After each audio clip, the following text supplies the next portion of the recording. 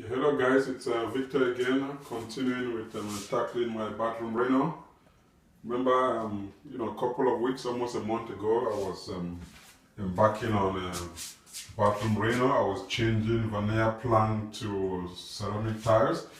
Good, everything is fine. I have my ceramic tiles. I have everything grouted. Look how nice it looks. Durable. After doing the tiling, I did the baseboard. I also caulked it with white caulk, that here. Pretty much the way the baseboard works, for those of you who know, you just go to Home Depot or lower, you get your baseboard, depending on the size. The gaps that you have, there is a 3/4, there is a 1/4. You choose the one that you have. I went with a 3/4 baseboard. And the trick about baseboard is, there's a trick when you install baseboard, because anytime baseboard meets an angle which is 90 degrees, you have to cut 45 degrees. So you see, you use a miter saw.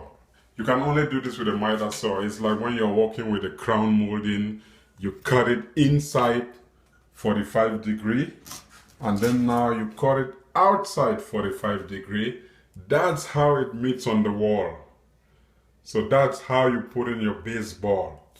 You have to be careful when you're doing baseboard. It's not a straight 90 degree like here.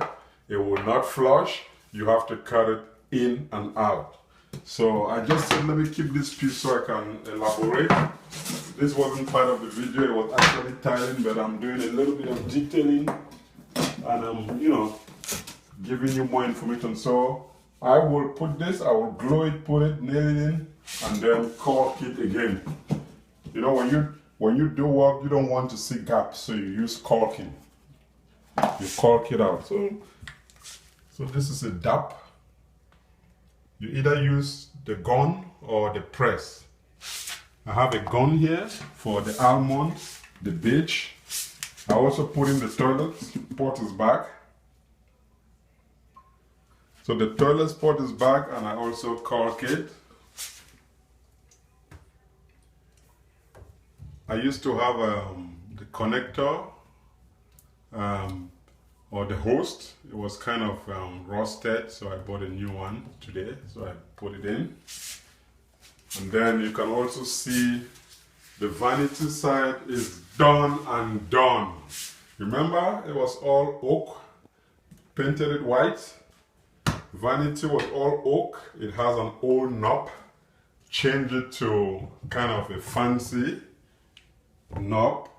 I also changed the hardware. So the hardware now looks good. Everything is done. Plumbing inside is done. Okay, while I was putting the toilet, I wanted to use the wax gasket. Main reason people use the wax gasket for, sealant and sometimes odor. It prevents odor from going out. But I had an extender which pretty much acts as, a sealant. So I did not need the wax. So I'll keep this for another project. So that's it. Everything looks good. The vanity is there.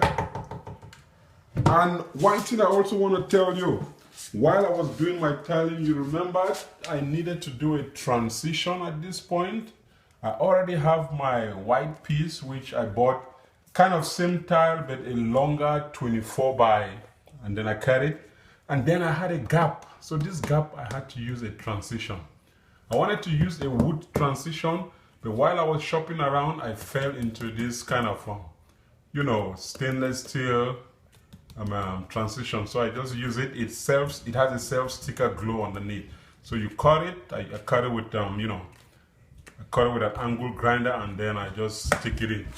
It's matching with the nose. If you look at the stairs, there is a nose, which is slip prevention and all those stuff. So I match it in. When you're coming down from the steps, it now flushes in with this nose in here. So that's how it looks. So I just said, let me just give you an update. I will do another final video to show what exactly has been done. Toilet is working fine. Flush it. I've caulked it already, so I'm flushing it.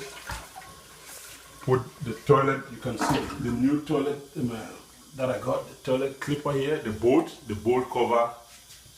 Bolt cover is there. And that's pretty much it. I will